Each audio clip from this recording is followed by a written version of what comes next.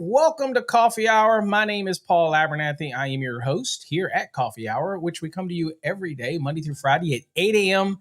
Eastern Time. Forgot to silence my phone again. All right. I need my silence warriors out there to remind me to silence my stuff all around me when I go live. Welcome again. If you've never been here before, we don't just talk code. We talk everything electrical, all types of things, whether it's HR, maybe question at work, something that you're running into on the job site. We do talk code. We do lessons. We're in the middle of a series right now where we're just looking at the different wiring methods. Today, we're going to look at, should be able to finish on the hour, but I keep saying that. Somebody's going to tell me, yeah, right. But 320, where we're talking about armored cables, the earlier and the oldest cousin to MC cable, but it's the armored cable we're talking about today. And trying to go over some of the little nuances involved with that. But again, I am open to questions and things. I will tell you, for those that have sent in recently, some Let's Ask Paul stuff, that will all be answered on some podcasts here coming up in the next day. So again, we'll be recording them in the studio today, doing some podcasting. I have to catch up. I have so many Let's Ask Paul questions that are being sent in to me. And again, if you have questions that you want answered, I will do my best. You can agree to disagree, but I will do my best to answer your questions. You just go to Paul Abernathy. It's free. It doesn't cost you anything. PaulAbernathy.com. Paul, P-A-U-L, Abernathy, A-B-E-R-N-A-T-H-Y.com. And you go there and you can fill out the form and just submit it to me. I don't care who you are. Okay, you may like me or you may hate me. It's okay. I'll answer questions for haters as well. It's all good. I stand behind every comment or every informal interpretation that I may give. I stand behind it because it's what I truly believe. Whether you agree or disagree, I'm going to give you it, and you can take it or leave it or whatnot. And that's just how I roll. No BS here. I try to share with you everything that I can share with you. Yesterday, folks, I was out in the field. I had a call where an electrician had some issues and went out in the field to look at a project. Talk about a freaking mess, folks. This was a mess. I've seen some nasty projects, but this is a nasty project. This was a house that was a fairly large house, but they hired some guy. I'm not even going to call him an electrician, to come in and try to rewire things without opening up the walls. And again, it's a tough challenge, but he had junction boxes everywhere. So the electrician went in there and pulled out the ceiling because he wouldn't do it without pulling out the ceiling. He said, I'm not trying to climb through all that insulation in this old ass home and try to. Anyway, there were junction boxes hidden in the ceiling. There was junction boxes hidden everywhere, like 17 different junction boxes where the guy made splices and then tried to hide them up in the ceiling, and not in the attic where it's accessible, literally in where they had formed, like say, a drop ceiling where it was 10 feet high and they dropped it down like to 9 and used that space above a ceiling to put junction boxes that you didn't even know were there. And they didn't even put covers on the damn things. That's even, bad enough to put the boxes there. Nothing was secured. Nothing was supported. I did share a picture on TikTok yesterday about their stapling because walls that they were remodeling and redoing, they hired this guy or gal to come in and do the electrical. And I bet between a 4-foot span, there must have been 15 staples. It's just, again, that's not against code, but at the end of the day, really? Just that was indicative of how sloppy the work was. So we got to do better. Now, do I think it was an electrician? No, I don't. I think somebody posing. We had a poser that was trying to be an electrician. But at the end of the day, this is a noble trade. We just had somebody on TikTok. My eyes are getting worse because of the diabetes, but I couldn't see the name, but we had somebody over there that got their master's license. And again, I tell you folks out there, if you're a journeyman, always strive for your master's. It doesn't care whether you require it in your job or whether you're going to get a promotion, or it doesn't matter. Okay. Your goal as an electrician should be always to strive to get to the pinnacle of your profession. Just like a doctor, just like a lawyer. Look, the more we start taking pride and stop watching these stupid ass videos of people effing around on job sites and playing around, the more that we, and again, if you don't like me, I'm going to lose followers because of that. That's fine. I am not the kind of guy that just screws around because I care too much about this profession. I want to have the best looking trucks. I want to have the best looking shirts and better than everybody else. I want to look the best so that when I'm talking with my customer, that I have a relationship. My brother, for example, has such a wonderful relationship with his customers that is quite incredible. I also saw him yesterday, and he, the relationship he has is great. I'm more dry with my customers.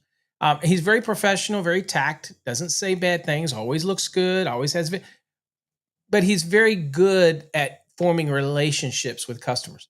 Now, my problem with that is if I form a relationship with somebody like that, the question is, do I feel bad charging them for change orders or charging them extra? No, I never felt bad about that. Todd does. Okay, he'll like, no, I can't charge him for this or that. So we are different in that sense, but a great, good repertoire with his customer, that type of thing. I got to see meet one of his customers and some work he was doing, and they love him. At the end of the day, I take being an electrician with a lot of pride. That's why I wear the hats. That's why I promote it. Okay, that type of thing, because I believe in our profession. And you should too. So you should always be striving to get to the top of your pinnacle. The CMECP is the top of the pinnacle, in my opinion, for master electricians. You got nowhere else to go. That is the extra stretch on the memory by going into CMECP. So I believe it's the pinnacle when it comes to learning at least the mental part, which is the NEC. So anything thinking.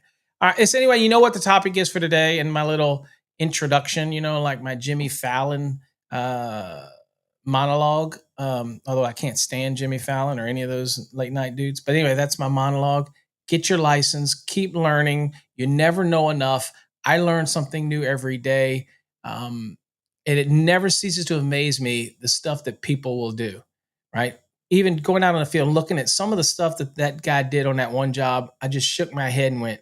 And then the owners were like, well, we had a previous electrician in here and I couldn't help but I was holding it back because I was laughing. I was like, yeah, we're using the term electrician loosely in this job. This wasn't even a handyman special. It was really rough. And I've seen some rough stuff. It was like, and you actually charge somebody for this? Anyway, as always, I live vicariously through you folks. I appreciate you coming here every morning, sharing your thoughts, your experiences, what you got going on. If you got some success and you passed an exam or you done something, whether you used our programs or not, it doesn't matter. I love hearing from you. So shout it out in the comments. Don't be shy. If you're sitting in, you've joined us and you've never shouted out, come on, shout out. Also, don't forget to visit Fast Tracks Tube and watch some of our videos. What's up, Paul? Glad to have you here from Houston. We got a CMECP in the house. I know we have multiple CMECPs in the house today. What's up, Jason? Glad to have you here, my friend. Adam, welcome, Adam. I am doing well. I can't complain. A little under the weather today for some freaking reason, but it's probably because I went out in the field some yesterday to meet with a contractor. So it's probably more energy than I've expelled in a long time. So that's probably the problem. Okay, Paul is getting soft. Okay, he's not an electrician anymore. He can't do it. So he's not an electrician. I'm sure I'll hear that all over social media today. What's up, new place? Glad to have you here. Good morning. What's up, Frank the Great?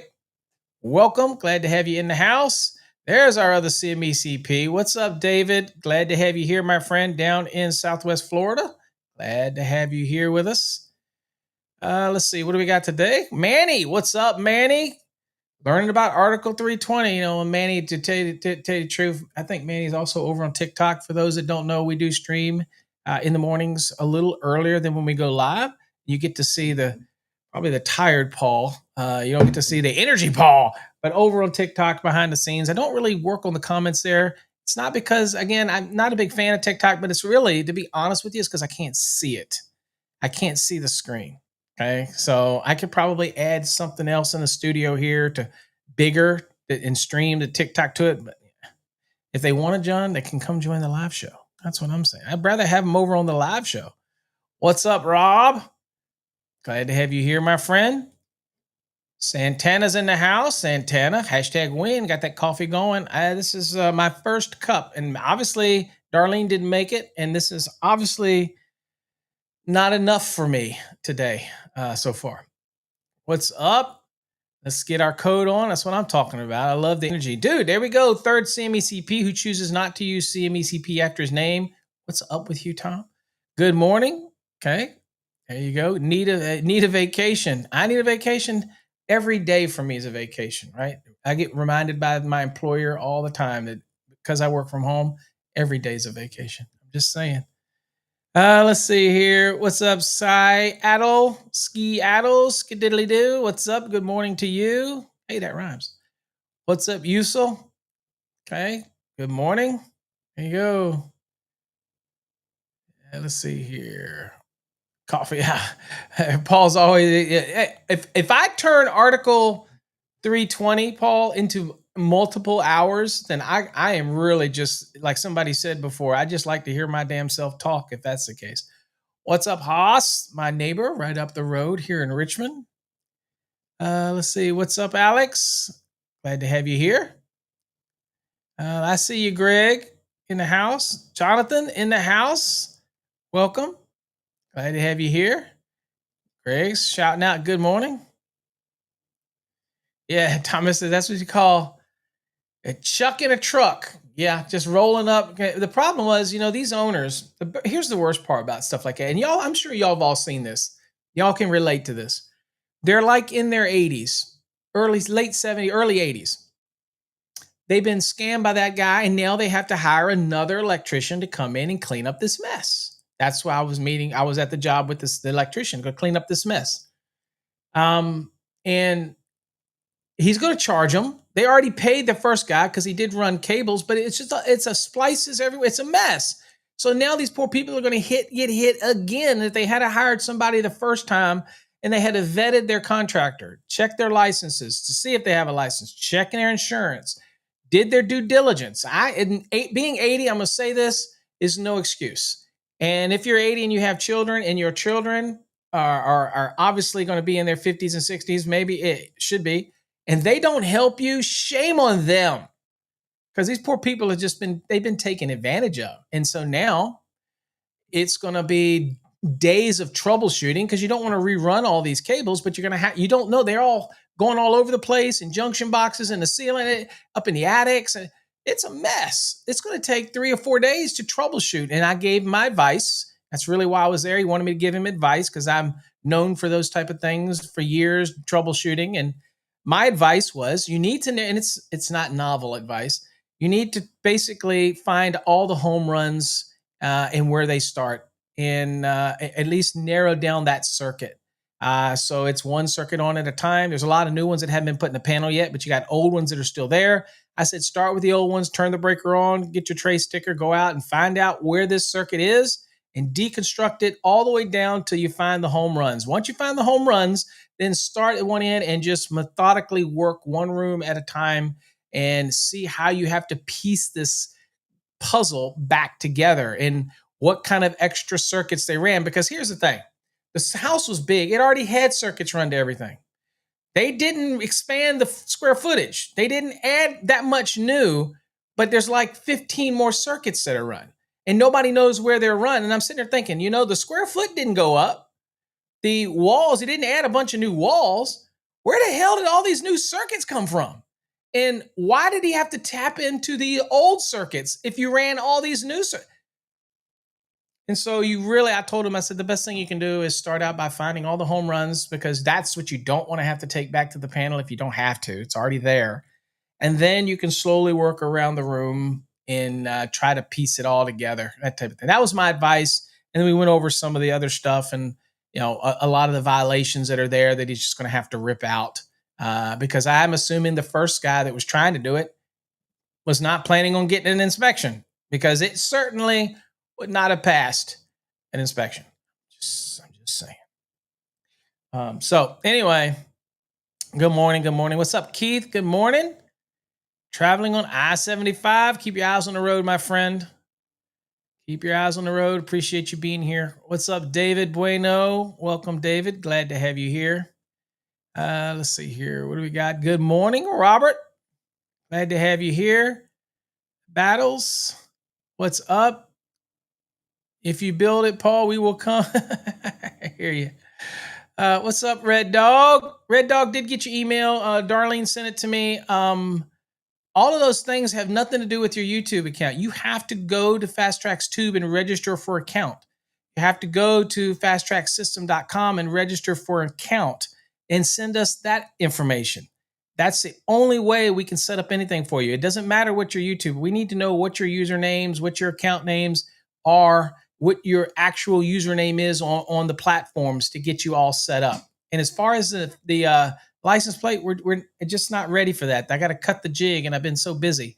But we have to do that. But as far as that, everything else, it's all a matter of your information. With the Fast Tracks Tube thing, if you won that, remember, you got to send us your email that you want to use, username that you want to use, password that you want to use. That's for the Trade Hog. So there's a bunch of little things you have to do. Just because we know your name on YouTube doesn't help us with all these other platforms, because they have to all be registered on all of our platforms for us to set anything up for you. So we need to know what they are. We don't want to go searching through that. You have to share what your usernames are on each one of the platforms for us to get you set up. Stephen, good morning. Glad to have you here. Tara, good morning. All right. You're probably at the lake. I can't remember the name of that lake, but you're at it. Let's see. Adam, watching these shows, you have helped me understand the code so much better in the last 25 years. Well, that's great, Adam. I appreciate that. And hopefully even you're coming here just to get your day started. Joe Wheeler Lake. Is that right, Tara? It's Joe Wheeler Lake, isn't it? Just to get your day started in electricians. Just having a conversation. There's no other show out there just for electricians, right? I mean, get it's really y'all's show. Whatever you want to talk about, what topics you send at paulabernathy.com that you want me to talk about, it just gets you started in the morning. I don't know anything else that does that. Adam loves Fast Tracks Tube. It is, I'm not tooting my own horn on this. I think that the designers that built that for us, it is always a new feature I'm finding over there. My favorite feature today is probably the blackout feature. So when you're watching a video, you're chilling in bed or something, you click the little light bulb and everything else around it goes dark except for your screen. Turn your phone to the side. Nobody else has that. YouTube doesn't have that. That's probably my favorite feature lately, because I'm sitting in the dark. I don't want all this other crap. I just want the screen. So that's pretty cool. Let's see here. Good morning, Petey. Glad to have you here. Poppy's in the house for the win. Showing that pride. There you go. What's Adrian? Welcome, Adrian. There you go, Terry. Yep, I knew it was Joe Wheeler Lake. There you go. It had to hit me. I'm not through one cup of coffee yet, so I'm a little slow. Not the sharpest tool in the toolbox, but anyway. All right, guys. What we're going to talk about? What is it? Rob says, I guess my parents have been lucky, and the 5 of us boys have helped and done home improvements on their home as long as we could swing a hammer. You know what, Rob? In the same here, growing up, my mom's house, Todd and myself fixed everything in that house. You know what I'm saying? Todd put a new roof on. I put new electric service in, fixed all the electrical up. We put a sump pump in. Todd redid the bathroom. Todd redid the kitchen. My brother is a jack of all. If y'all haven't heard me talk about it before, my brother can literally, I'm not just saying this. Dude, I'd love to brag on anybody, but my brother can freaking do. He's one of those guys. You know what I'm saying? There's always that one guy. I mean, I can do a little of this. I can do a little of that. There's always that one guy we all know that literally can freaking do anything and do it at a great, you know what I'm saying? And, it's just one of those things. And my brother is one of those guys. Now, I will say when it comes to code, he knows how to phone a friend, right? And I did look at a house that he wired yesterday on our little visit. This had to be a 10,000 square foot house, because I told you my brother and we only used to do big homes, and he continues that. And that's all he does is the big stuff. He does service calls and, all this kind of stuff. And, he'll help up people because he loves to help the community and fix things for people. But when it comes to projects, he does big homes, and that's his main thing. And when I looked at the home yesterday, it reminded me of back when I was doing big homes. It's just a lot of work. And people say, oh, residential's easy. It ain't. because you have to please the customer. And if you got customers paying you 50, 60, 70, $80,000 in electric for the electric work, they want it right. And there's all the little recesses and the under cabinet lights and the my brother put in the door jamb switches for all of the closets, and these closets are as big as most people's bedrooms, y'all know. And a carpenter didn't want to cut them in. Guess who cut them in? The door jamb. And these are expensive ass door jambs because this house is, a couple $1,000,000. My brother did it and did it.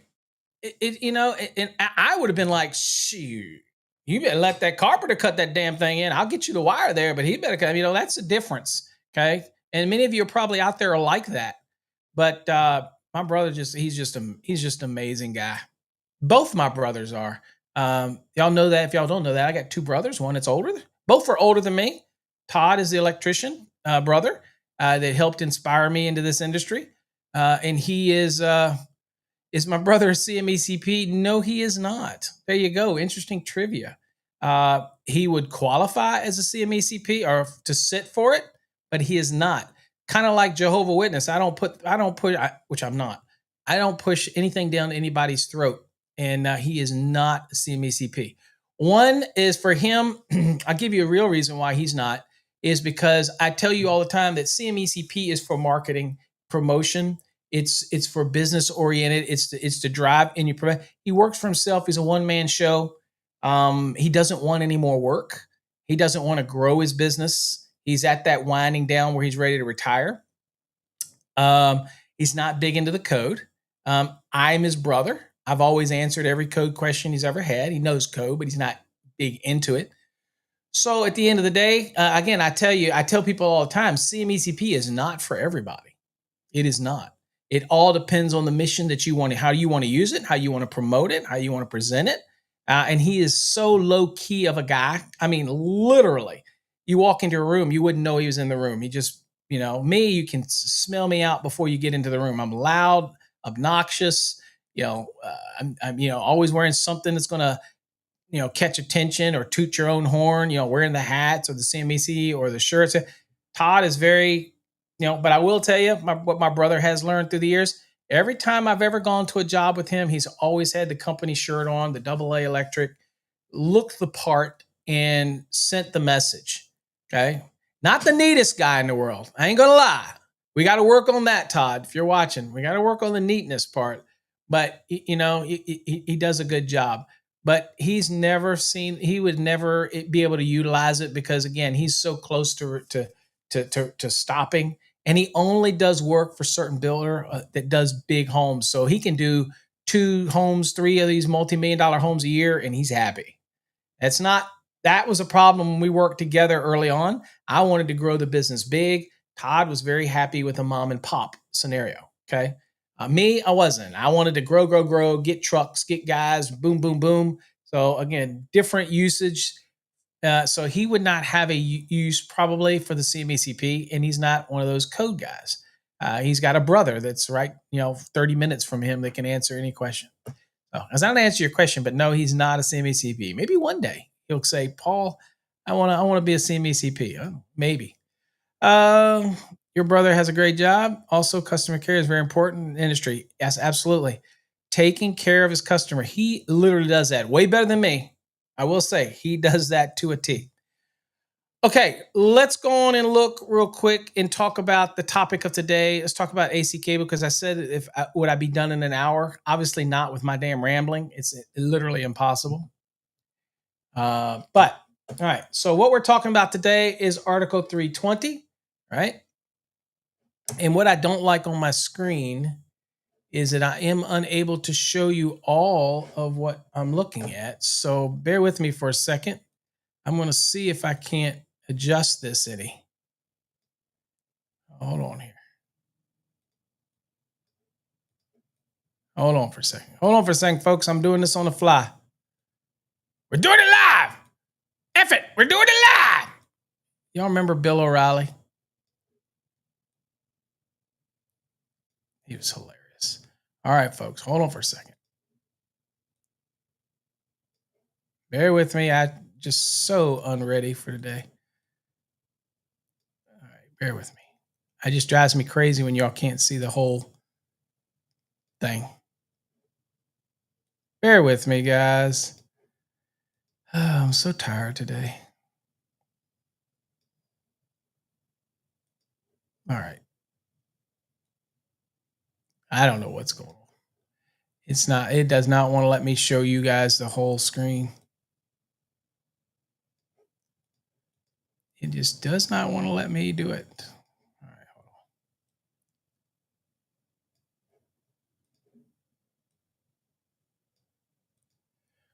hold on. God dang it. So much for finishing today on time. You know what I'm saying? All right. Anyway, at least this screen. No spin zone, Bill O'Reilly. Love me some Bill O'Reilly. Not always politically correct and sometimes gets in trouble, but who doesn't, right? Who doesn't get in trouble? All right, our Article 320, the scope of Article 320, this covers the use, that's part one, installation, part two, construction, part three. For armored cables, type AC cables, y'all all know the big difference between AC and MC cable is an armored cable, it's limited in size. It's UL4, okay? The conductors are limited up to 1 gauge. Right? It limits the number of conductors you can actually have. I think it's 4 with 1 equipment ground. Might be wrong with that, but we can look and see. But it's under UL4. It is an MC cable is UL 1569. The big key difference between regular MC cable, which people confuse and call it armored cable, but it's metal clad cable. The biggest difference between MC cable and AC cable, the biggest difference right up front is that AC cable, which again seems to be declining in popularity, but I'm not sure why, because it is the original smart cable, because the armor can be used as an equipment grounding conductor. 250.118 says that I can use that armor, and then inside of the AC cable, you're not going to have an equipment ground, right? So that means as long as I use fittings that are rated for AC cable, connected to metal boxes, everything's bonded, everything's good. I got an effective ground fault current path back. Whereas you can't do that with MC, right? With MC, that armor cannot be used as an equipment ground unless you step up into a smart product, which then puts an aluminum conductor running through it that makes intimate contact with all the armor or the metal. Then you have a smart product, right? But the typical off the shelf AC cable, I don't know why when you're dealing with 20 amp circuits and 15 amp circuits and traditional, I don't know why more people don't use AC cable. And I see in a lot of projects where they're using MC cable, the smart ground products, which again, as a manufacturer, I love selling you the smart products, but you're going to pay more. So if you were doing 20 amp circuits and 15 amp circuits and in projects where you would use the MC, I would use AC because then you can save on the equipment ground because you can use the actual armor as the equipment ground. But at the end of the day, I think this is more spec driven because the vast majority of specifications that I see say MC and they make no mention of AC. So what that means is if it's not in the spec, people can't use it or they have to put in a submittal as an equivalent. And I think people just don't understand it. I really don't. And then, of course, I see the words that people use, the terminologies BX a lot. Just as a heads up, there is no BX out there today. Right? That stopped being made many years ago. Okay, they got stopped decades ago.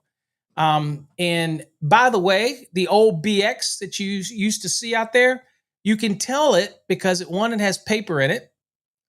Okay, and second, it's usually a really dark gray armor.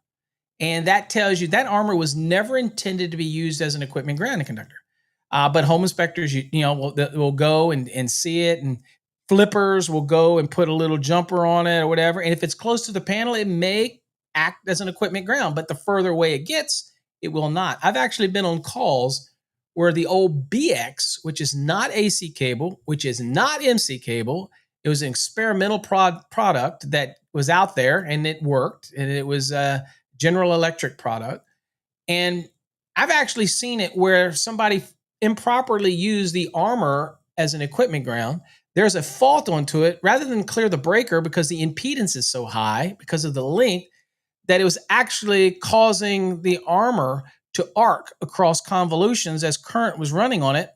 And it was actually running through wood studs. And it had been doing this so long that around the holes that were going through the wood studs, it actually caused it to turn to charcoal. Now, in these old homes we used to build, they were really 2x10s or 2x12. I mean, it was really, the lumber was true dimension, and not anymore.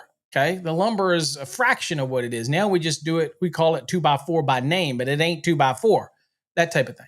So it looks like, I'm like, why didn't that burn down the house? Okay. So at the end of the day, AC cable is not BX. MC cable is not BX. BX, you could never use the armor ever as an equipment ground. It was never evaluated for it. It was prior to the need or our knowledge of needing equipment grounds to clear overcurrent devices. It's a very early product, right? Kind of, I put it along the lines of like a knob and tube, right? The only difference is knob and tube, while it's unsafe, it made it hard because of the design to get between a circuit, the way it was wired. Not so much with AC, with the old BX, because you had the armor there. Still going to be bonded because it's in fittings, but it's sitting there waiting. And then again, the reason it wouldn't clear overcurrent devices because, again, it was an effective ground fault current pad. It had way too much impedance in it. Then you take the spiral effect of the armor, and it also does what's called a choke effect, and it chokes it out. And so it won't clear an overcurrent device. That's why the old BX couldn't be used. Now, when AC came along, AC has that little strip that runs down or a little wire that runs down that makes intimate contact with all the convolutions, right? So people ask me, what do I do with that little wire in AC cable? And we're not talking the smart ground products where you take that larger, like a 10 gauge aluminum grounding / bonding, you snip it off. When it comes to AC cable, you have two choices. That real little wire that runs through there, you have some choices. You can, typically 18 gauge or so, what you can do is you could bend it back and lay it in the convolutions, right? As long as it doesn't protrude past the highest peak of a convolution, it's not going to inhibit a connector. My best advice for everybody that is dealing with the old, I might get the sizes right. I can't remember. Somebody tell me. I can't remember an AC cable, whether it's a 16 gauge or 18 gauge bonding conductor that runs through there. But anyway, it doesn't matter because you cut it off. Don't wrap it back. And some people say, well, I use it to hold the red head in. Well, y'all know red heads, okay, are required for AC cable, okay? But there's the red heads are not required for MC cable. If you want to use them, go for it. But the fittings are designed to make it irrelevant. That's why there's a listing requirement. But you do have red heads. It's an older standard. You do have the red heads that are for use with AC cable, only AC cable. And a lot of people say I use the wire to hold the anti-short in. You don't really need that to do that. If you want to, that's fine. I just say keep it consistent, snip it off. Boom. Snip, snip, snip. Okay. Let's see here. Why don't they have an article BX? They have it for knob and tube because a BX, again, early on was denoted as like an armored cable. So it just kind of weeded itself out in the traditional UL4 came in and an AC cable was created. In fact, BX is closer, it's obviously closer to a MC than it is an AC because the BX, because the armor in normal MC doesn't get used as an equipment ground. The only difference is with MC, we have to put an equipment ground in there, that type of thing. So yeah. And also since it's not made anymore, there's still applications for knob and tube that are in the code for existing applications. So that's in there. BX was pretty much telling you, treat it just like an armored cable. And so we really don't need a separate one for BX. Just treat it like an armored cable. But yeah, now you're not going to run any new, just like you're not going to run any knob. So last thing I want is another article on all the different types of wiring methods that don't exist anymore. So yeah, so probably the reason why we don't have one. Yusul says that's why TikTok models is not good for electricians that need longer explanations and stuff. Yeah, That's why I'm not a big fan of teaching on TikTok. Plus, it's just too whacked out for me.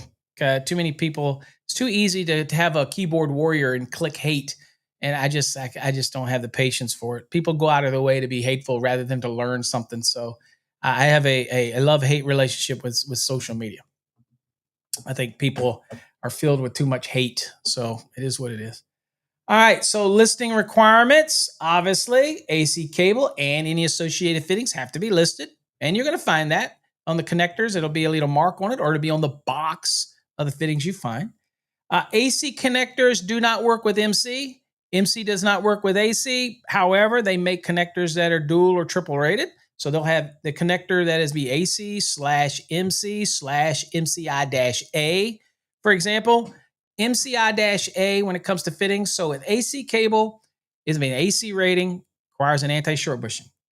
MC cable, no anti-short bushing, listed for MC, but it may also be used on AC if it has a dual rating.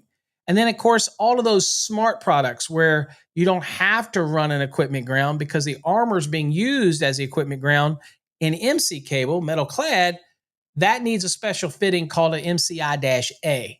Now, think of the A as advanced or think of the A as armor if you need something to remind you. But most of the manufacturers that make the fittings today are probably going to do like we do with wire. We give you multiple ratings because we don't want it to sit on a shelf, right? So we're going to give you a product that can be used across a broad spectrum so that if you pick it, I can use it for AC, MC, MCI-A, but you got to make sure you look at the listing to verify that. Don't just assume that, right? So it's a listed product. We make a crap load of it, but we make way more MC cable, obviously, in that product. Again, I tell people out there, if I was telling people how to save money on a project with all those terminations and they don't want to buy they're going to hate me over Prismium's going to hate me. I got to be careful, right? Because I'm a wiring cable guy, but I'm also a real guy. I don't feed you bullshit. The price of AC cable costs more because it's supply and demand. Manufacturers make a crap load more MC cable than they do AC cable, right? So you're going to pay more for AC cable.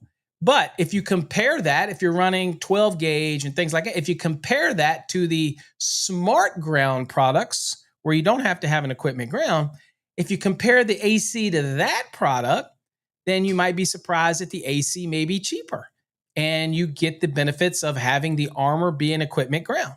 Okay, so again, it's one of those things I tell people, look at what your product needs are and evaluate it. But again, there's so many specifications. I think somebody said in New York, they still run a lot of AC cable. Right? I think AC cable's great. I have no problem with AC cable. All right, so here's the uses permitted for AC cable. Where can it be used?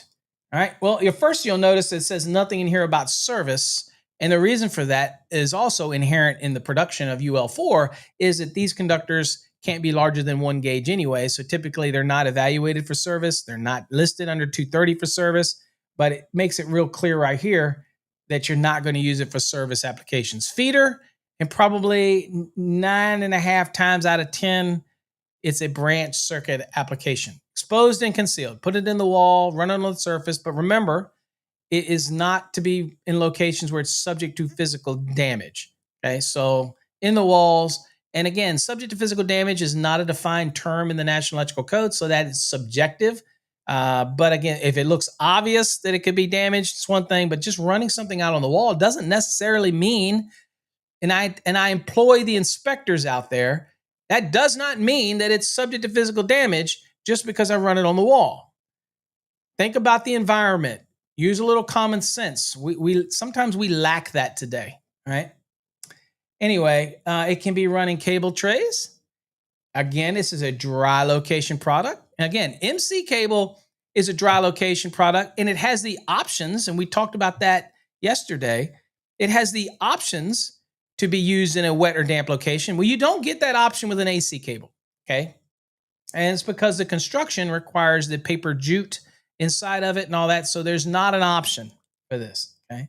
So it's a dry location product only. Now, it can be embedded in plaster finish on brick and other masonry, just like MC was, but it can't be on that brick or masonry that's located in a wet or damp location. Obviously, for absorption purposes, the brick or the masonry, whatever, absorbed and retained water, and then you're putting this product on top of it, that type of thing. Can't do that. But dry locations, have at it. Inside buildings, all that kind of stuff, have at it. Number 5 says to be run or fished in air voids of masonry block or tile walls where such walls are not exposed or subject to excessive moisture or dampness. So again, AC cable can be fished in these air voids. Okay. And maybe it's an after application where you're trying to go down and you have a void and those blocks have the open void. You can fish it down or something like that.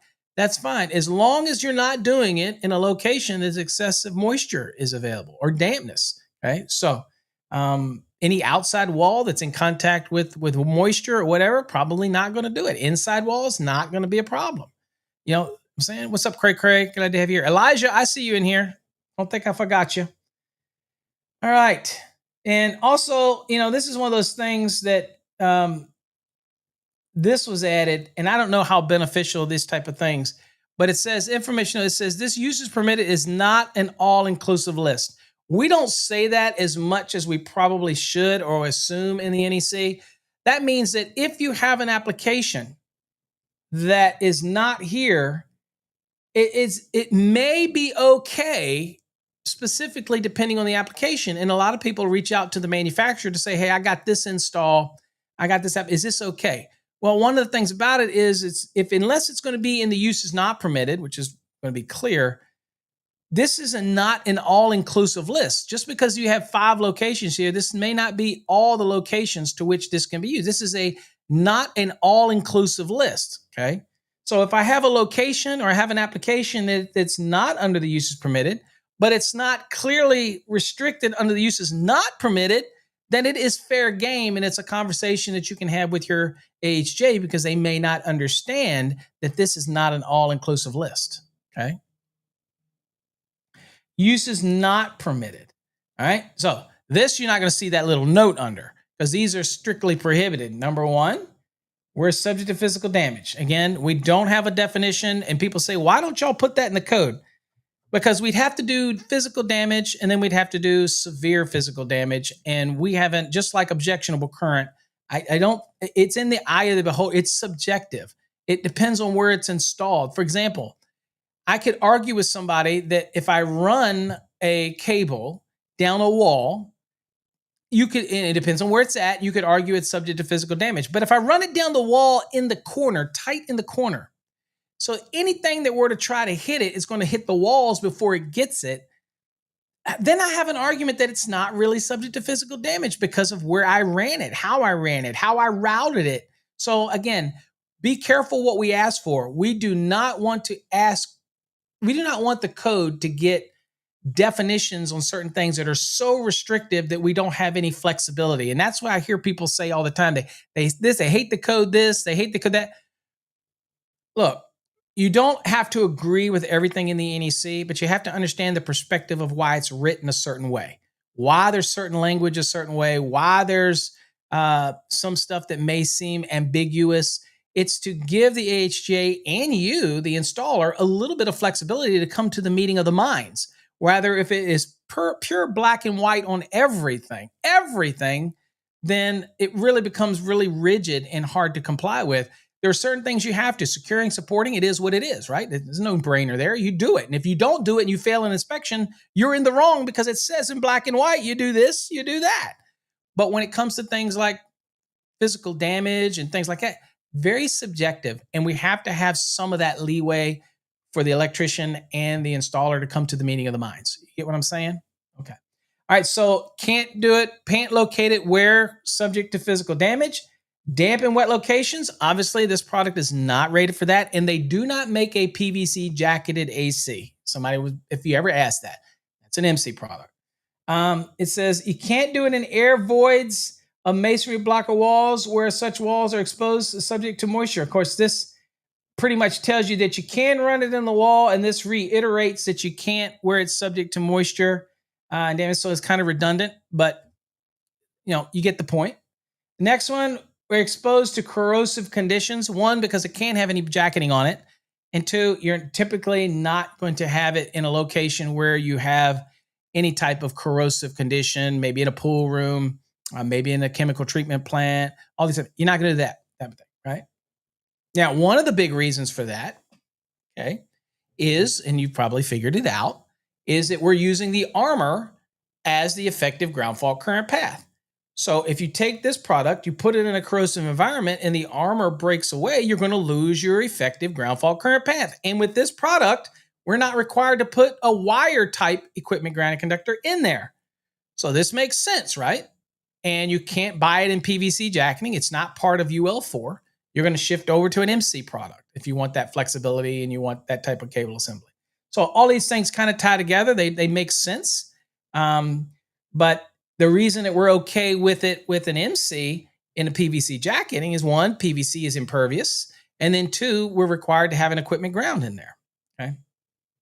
Number 5, embedded in plaster finish on brick or the masonry in depth. Obviously, up here, you get allowed to put it in plaster, and then it says, except as these. Well, down here, it just is redundant. It says, oh, by the way. What's up, Bill? We got another CMECP in the house. Welcome, Bill. Woo, woo, woo, woo. And, big dog. So let's see here. I'm going to lose my TikTok, folks, so bear with me a second. So over here, it's just reminding you again, oh, by the way, if it's a wet or damp location and you got embedded plaster, don't do it. Why? Because plaster will absorb the moisture and keep moisture around the cable assembly. Okay. Exposed work, 320.15. Exposed work. Exposed runs of cable, except as provided in 300.11b. Again, that would be above suspended ceilings and all that kind of stuff where you're going to go from box to light or luminaire or whatever. It says, other than that, it shall closely follow the surface of the building, finish, or on running boards. Very much the same language you folks saw in MC cable. Very much the same language you're going to see in like a non-metallic sheet cable product.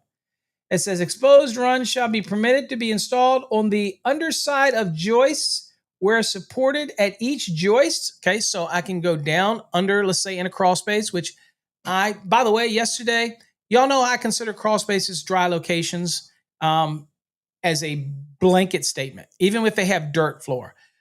Because I believe that if you look up and you see everything in there is basically rated for a dry location, the woods are not treated wood, it's regular lumber, it has insulation. Who would put insulation up there in a wet location to cause it to get moisture in it?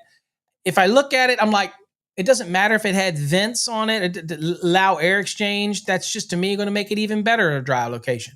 I don't worry about humidity. I don't get into that crap. That's your local AHJ can make the final call on that.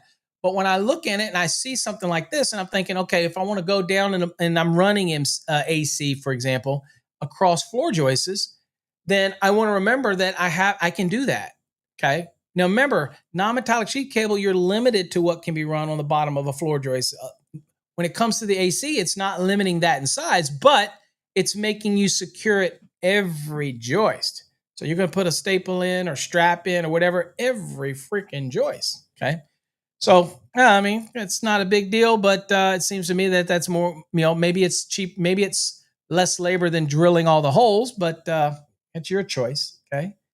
And it has to be located where it's not subject to physical damage. Again, that's the general rule. Okay. Even though it's typically steel armor, just like with MC cable, it all has to meet its own crush and impact tests. It is not rated, even though it does have this armor, it is not rated for physical damage. Okay. And obviously will not be rated for severe physical damage. Okay.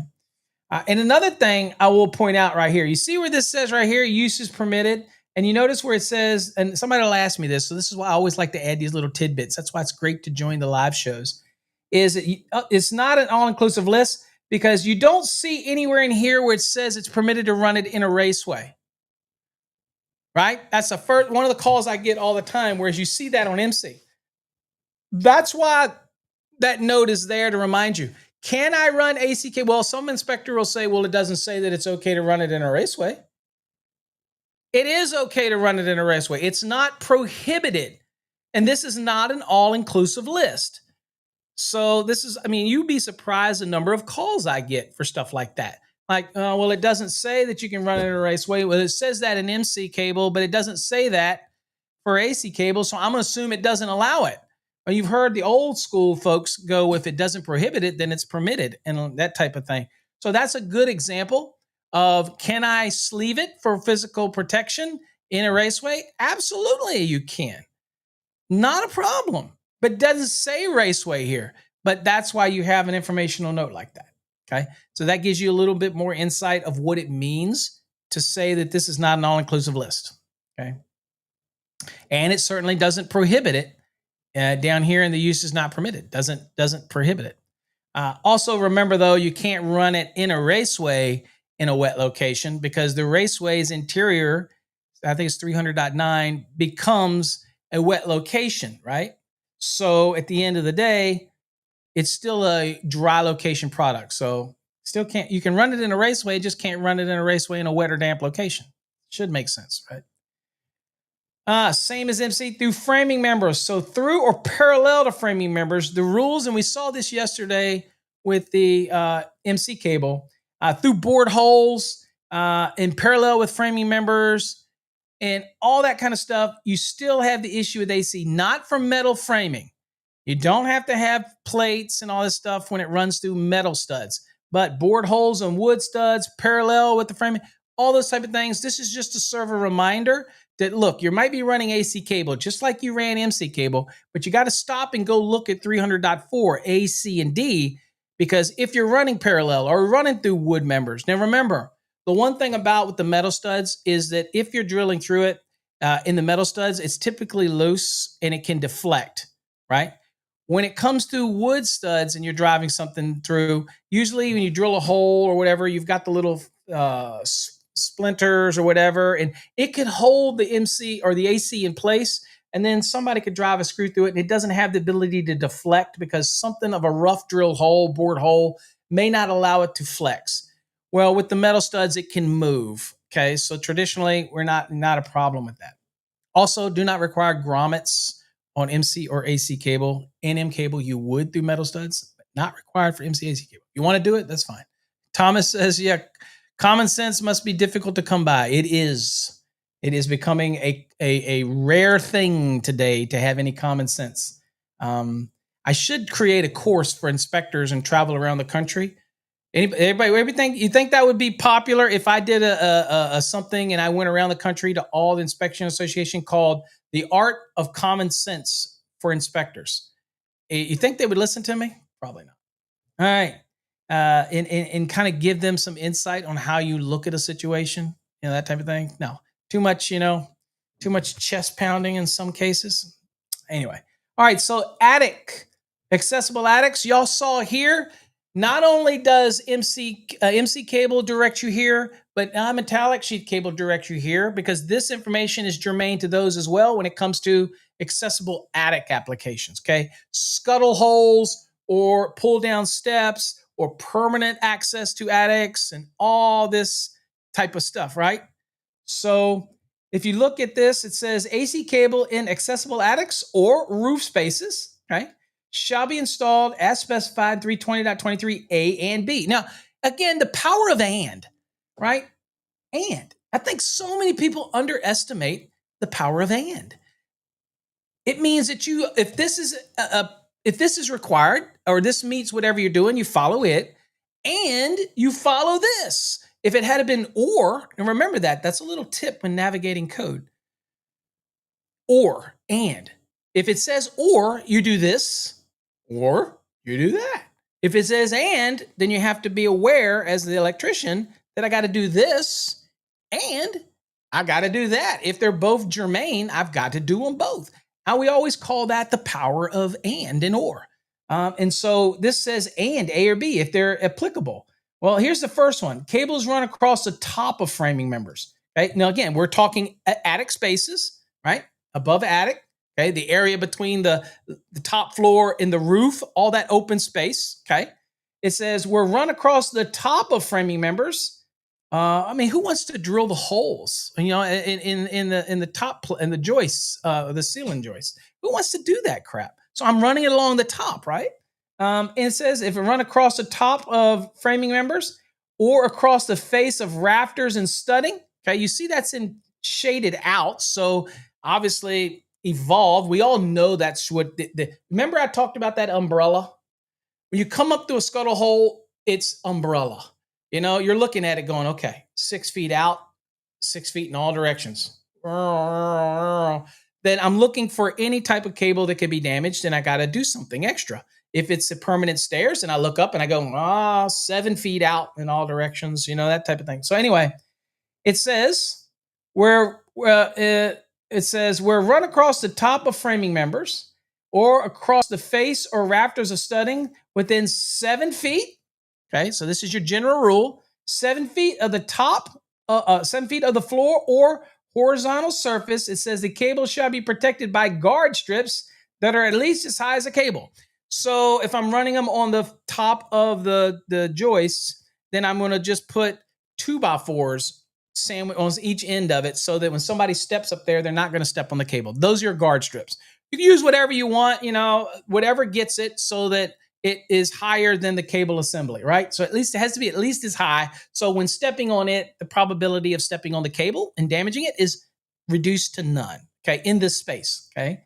Now, here's your reduction that's built into the language right here. It says, now, where the space is not accessible by permanent installed stairs or ladders, protection shall only be required within 6 feet of the nearby edge of the scuttle hole or attic entrance. Now, they don't have a picture of this, but y'all know what I'm talking about, scuttle hole. So you have to use portable steps. Now, we're not talking about pull-down steps. That's permanent, okay? We're talking about just a scuttle hole where you pull a temporary ladder up and you have to poke the little thing open. The probability of you doing a bunch of storage up there is probably nil. Okay, I've got 2 of those in my house. There is absolutely nothing in my attics. Okay, I'm just not going to put crap up there. Okay, so when I see scuttle holes, I'm thinking the ceiling wasn't made to support any weight anyway. And yes, you can put some Christmas stuff up there, stuff like that. But what I saw in the past is more than when you had just a plain little scuttle hole. I would see, especially in Texas, there's a lot of movement. People would store stuff up there. They would still keep storing stuff up there. It is a portable ladder, but they get their husband to put stuff up there. And then you get more what's called sheetrock pops around it because they're putting extra weight on there. And as the home flexes a little bit, it starts popping the sheetrock, that type of thing. Maybe it was just my experience in that. I just don't do it. But anyway, that's just a thing. So putting cable up there, AC cable, MC cable, NM cable, just remember, it is 7 foot in all directions if it's permanent access. If it's a scuttle hole where you're going to just pull a ladder up to it and do it, then it's 6 feet in all directions. It has to be protected. Okay. So that means you have to put running strips up there so that they are next to the cable so that it's high enough that you can't, if you get up there for some reason, you can't step onto the actual cable assembly. Makes sense? What's up, Marlon? Good morning. Hey, Charlie, says, Paul, you're the best. Oh, I appreciate you. I have no idea how you do this every day. I had to take a month off or so after screwing up a simple motor control on a practice exam. I'm back. Yeah, I talk to Angry all the time. Angry Sparky is funny. He works at a place where the people that he work with suck. They are just awful. And he tries to educate them and they just won't listen. They're just and he gets so frustrated, and I feel sorry for him sometimes. He gets so frustrated that he's, and I'm like, sometimes you got to know when to just say, that type of thing. But when it comes to code, you got to keep at it. Take a break, come back, take a break, come back. And but motor controls are not easy. Okay. So we welcome you, always welcome you back, Charlie. And while you're back, Charlie, I will send a shout out to you and let you know you did win something last quarter. And I have not gotten your information at the email address. Let's see real quick while I got you, Charlie, as well as you, Marlon, but I think you sent something in. Let's see, Charlie, you won the NFC card, Charlie. You got us, email us at winner, WINNER at fasttracksystem.com and send us your mailing address so we can get you that NFC card out to you. So I think you did win that. So just a shout out to you, remind you to send that in. And I was trying to see if you want anything else. No. Okay. So, all right. Sorry about that. All right. Let's get back to the NEC. You got to forgive me, guys. I end up on a tangent and I'm already over an hour. Didn't I say that I wouldn't make an hour? That it was going to be less than an hour? And I already lied already. I'm a liar. All right. So that was A. That's across the top of framing members. And then you got B, cables that are installed parallel to framing members. We're still in the attic, right? Yeah, I think you sent in, Marlon. I think you sent to winner at, I think you sent, you won.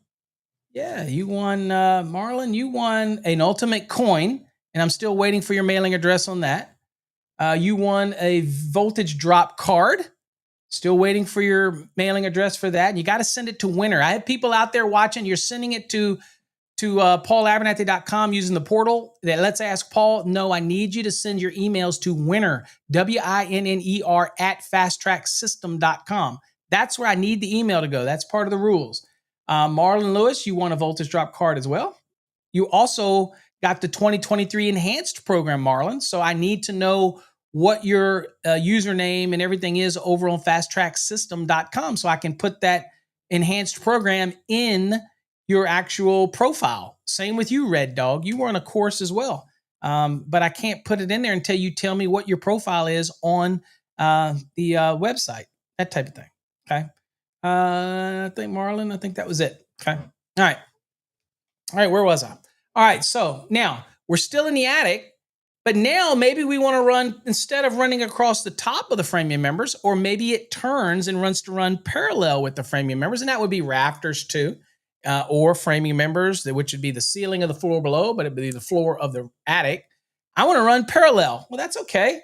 It says where cable is installed parallel with the sides of the rafters, the studs, the ceiling or floor joists, neither guard strips nor running boards shall be required. You don't need the running boards, but you have to install it down, and it makes reference to 300.4. And that means that it has to be what? Same rules for paralleling means it has to be 1.25 inches away from the edge. So the cable has to be 1.25 inches away from the edge of the framing member. Okay, so it's down. So there is no reason to step on it. You won't hit it. It's nicely in there. Probably going to be in the insulation anyway. So you don't have to worry about if somebody's stepping up there looking for something. They're not going to step on the cable. Okay, so I get it. There are some areas. Now, what's interesting about this is that when you get outside of that 6 feet or outside of that 7 feet in the attic, then you can run it across the top. Okay, remember this rule right here for running across the top. This only applies to that 7 foot and 6 foot range, not running it elsewhere in the attic where, you know, it's further away from that access point. Okay. All right. Next, bending radius. Again, we talked about this extensively with MC cable. You have bending rules. MC cable shall be made such that the cable is not damaged. If you pop out the back side of this interlocked AC, we're going to know it's damaged. There is no marketable repair kit on the market for fixing MC or AC cable, but you do you, boo. But at the end of the day, there is nothing out there. So, you know, be aware of that. So be careful how you bend it. It says the radius of the curve on the inner edge of the bend shall not be less than. Now this one is 5 times, whereas MC was 7. This is 5 times the diameter of the AC cable. Okay, so you go to the manufacturer, you find out what the diameter is, and you all know, again, no lesson here that I need to do when it comes to circle, right? Circumference, diameter, center out is the radius. Okay, always remember circumference, diameter, center radius. Okay, so measure it out. Okay, lock those things in your mind. You're going to be sleeping at night and you're going to wake up and you're going to go, what did Paul say? Circumference, diameter, and radius. Circumference, diameter, and radius. Or maybe you won't do that. Maybe that's just me that wakes up in the night doing that shit. All right, so there you go. All right, the next is securing and supporting. Again, remind everybody, dot 30. One of those little ones to remember when it comes to wiring methods, non-metallic sheet cable, MC cable, all that. Dot 30, securing and supporting. So when it comes to AC cable, it says type AC cable shall be supported and secured by staples, cable ties listed and identified for securement. I don't, and support, I don't know any that are not, unless they're coming from China or something and whatever. I don't know. I would assume they are. They are fasteners and securements and things like that. Straps, hangers, or similar fittings, similar to these type of things, or other approved means designed and installed so as not to damage the cable. So we had somebody mention yesterday about using tie wire. As an AHJ, I have zero problem with the use of a tie wire at all. Not like a tie wrap, but a tie wire. The roll of wire you get and make it and tie it. I have no problem with that. The only problem is if you tighten it too tight and it causes damage to the armor. But you remember, it's just like driving staples. Y'all remember that episode where I talk about apprentices? I teach my apprentices first day one. I teach them how to drive a staple. I teach them the importance of it. Why driving a staple too far can be a problem. And I go through those different things. How to nail up a box. I give them the anatomy of the install, I call it. And they learn from that. And I keep reminding them of that. So they know that a staple is not designed to lock a cable. It's just designed to keep it in the middle of the framing member. Okay. It's not like it's going to fall out the freaking wall, right? So yeah. So it's all how you teach your apprentices and how you do it. So yeah. All right. Also, you see right here where it says AC cable shall be permitted as a means of support. You see that's kind of tanned out. That's the same as it was for MC, making it very important statement that if you have an unsupported link to luminaires, and we're going to see if we have that allowance here, that small piece is considered supported to meet the rule at the box through the fitting. Okay. The fitting will do that. And then you can have the span that goes out to the piece of equipment. Okay. Kind of like a whip, if you will. All right.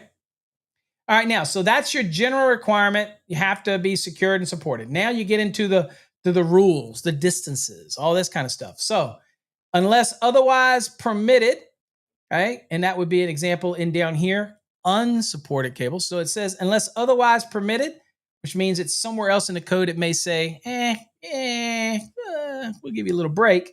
Here's what it says. It says, unless otherwise permitted, type AC cables shall be secured. This is not a permissive thing. This is a mandatory statement. Shall be secured within 12 inches of every outlet box, junction box, cabinet, or fitting, and at intervals not exceeding 4.5 feet. Okay. So we're securing it within 12 inches. Can it be at 6 inches? Absolutely. 8 inches? Absolutely. 2 inches? Absolutely. 12 inches? Absolutely. Within 12 means 12 or less. Okay. And then every 4.5 feet. Now, remember, AC cable is going to be secured. In this case, every 4.5 feet. That's the same as non-metallic sheath cable. Non-metallic sheath cable 334.30 is going to say secure it every 4.5 feet. So it's easy to remember these two, right? AC cable and non-metallic, secure it at 4.5 feet. Also, when it comes to AC cable, you secure it within 12 inches. That's exactly the same for non-metallic sheath cable, except when you don't have a connector at a box and you have in a 4 by 2.25 box, like a nail up, and you don't have a cable clamp built into the box, then you're going to have to do it within 8 inches. Okay. But if you have a clamp, you can go up to 12 inches. So that's the only subtle difference. Not the case with AC because you always have to have a clamp. Okay. All right. Unless it's built into the box. And if it's built into the box, it's still a clamp. It's just built into the box. Now, supporting. Unless otherwise permitted, again, that you have an unsupported allowance that we haven't gotten to. But so that's the otherwise permitted. It says type AC cable shall be supported at intervals not exceeding 4.5 feet. Okay. So securing it every 4.5 feet is also going to meet the supporting requirement. Not a problem. It does state that horizontal runs of type AC cable installed in wood or metal framing members or similar supporting means shall be considered supported and secured where such supports does not exceed 4.5 feet. So as long as the spacing of your framing or the wood joists that you're going through or the metal framing you're going through or the metal studs you're going through, as long as the span, and they're typically not going to be that far apart. Typically joist spans, they might be 18 inches, might be 24 inches, might be 16 inches. Studs, this is also horizontal through framing members like studs. Then it's considered secured and supported. It means you don't have to do it. That's why we run things through framing members like non-metallic, MC, whatever, and we're not trying to worry about securing and supporting as it runs through those framing members. It's considered secure. It ain't going nowhere, okay? I did have an inspector one time want to argue with me that they need to figure out a way to secure it every 4.5 feet as it runs through the framing members, and I was like, did you not read this? Is that not running horizontal? Did you read this? Now, the one thing to remember, folks, is the moment that you turn, that's horizontal. The moment you turn vertical out of the framing member, up or down, it doesn't matter. The moment that you turn vertical or either way, then these requirements kick in from the point where it comes in and starts to go vertical. You still have your 4.5 feet requirement that you have to secure it and support it. In this case, the 4.5 feet does both. Okay. Now you have unsupported cable, okay, just like we had with MC cable. And you're going to see it's very similar. It says AC cable shall be permitted to be unsupported and unsecured. Whippy, if you will. Whippy, whippy, whippy. Where the cable complies with any of the following. Doesn't have to comply with all these, but any of these. All right. Number one, fished in access points through concealed spaces in finished buildings. Not the oops, I forgot to do it in a building that's under construction. This is for you guys that are going out there and you're adding something to a building that's finished. We say finished means, to me, it means CO. It may be different to your AHJ. To me, the building's finished. And oops, I want to add something. Okay. Then I can come in, and if I have the ability to fish it between two access points, two junction boxes or whatnot, then I can do it. And that's okay. Okay. Or if it's impractical, like we said, it says, look, it's got a piece of equipment's been put in. You can't get to it. It's not safe for an electrician to be working there, but I can fish something and get from point A to point B without having to try to move a big piece of equipment. It's just not practical to do it, but I need to get that circuit in there. I need to fish it. Then that is where you would use this, and you would argue with the inspector and say, look, it's impractical. We're not going to bring somebody back to move a 2-ton piece of equipment when I can just fish here and get here. That's the kind of concept. That's the kind of thought process that inspectors, I wish I could go around the country and have a training session. I'm not going to say I was the best electrical inspector in the world, but I believe that I trained my inspectors well, and I instilled in them the ability to use common sense, trade knowledge, and come together to make a practical installation that was not only safe, met the intent of the code, but also thought about the customer. Because you know what? All of us out there that were inspectors are stewards of our community. So we're not here to get a chip on our shoulder and make life difficult for somebody. Okay. We're just here trying to make compliance, but we understand that not everything is a perfect world. And so, it's someday when I get older, maybe somebody will say, hey, Paul, maybe Klein Tool or EC&M Magazine will say, hey, Paul, you old fart, we want to send you around the country and train and go to jurisdictions and train inspectors and things like that. Boy, that'd be cool, wouldn't it? I ain't never going to happen. Those folks don't like working with me. Klein, Eaton, all those major manufacturers don't like working with me anymore because I don't, I'm kind of one of those guys that's not going to hide the BS. If I don't like something, I'll say it. They don't like that. Okay. Public punching bag. Yeah. Yeah. Exactly right. All right. So the next thing is, okay, so we can fish it. Next it says, all right, it is not more than 2 feet in length at terminals where flexibility is necessary. So if you have from a junction box to a piece of equipment and you need some flexibility, okay, I can go from the box. Remember that connector is considered the support. I can go up to 2 feet to the equipment if I need some flexibility. Okay. And then it says here is not more than 6 feet in length from the last point of support to the point of connection to luminaire. So this is exactly the same as the MC cable allowance. Okay. It still has to be in an accessible ceiling, though. So above a suspended, above a drop ceiling, that type of thing. All right.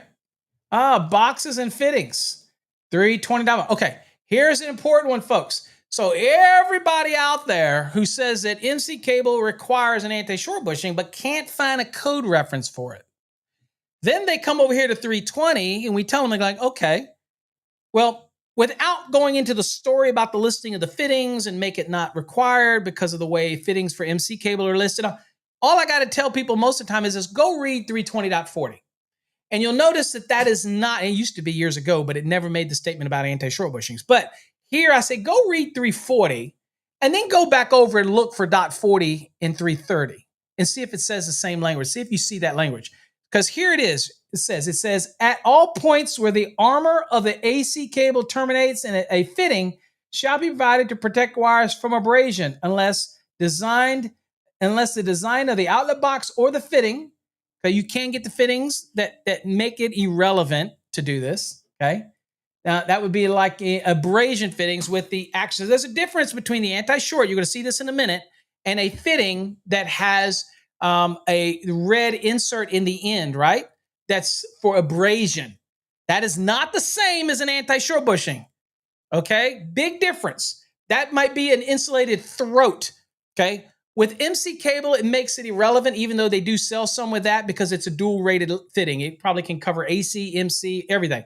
But reality is, MC fittings are designed differently than an AC fitting is designed. Now, today they're probably very similar in design, but the code is the way it is. Okay, so either the box will design it this way or the fitting that you use will design it this way for abrasion.